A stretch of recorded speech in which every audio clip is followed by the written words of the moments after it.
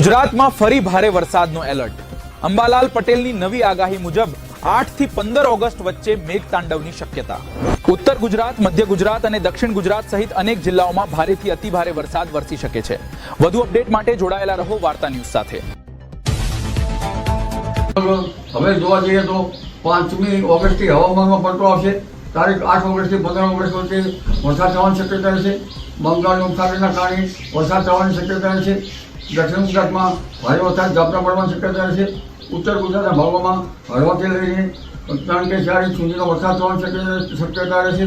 મધ્ય ગુજરાતના ભાગોમાં પણ હળવાથી લઈને 3 કે 4 ઇંચ સુધીનો વરસાદ થવાની શક્યતા રહેશે.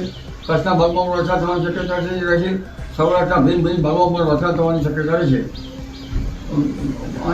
અને લગભગ આશ્લેષા નક્ષત્રમાં વરસાદી પાણી કૃષિ પાકો માટે સારું ગણાતું નથી અને મોરો મચ્છીનો ઉપદ્રવ પણ જતો હોય છે.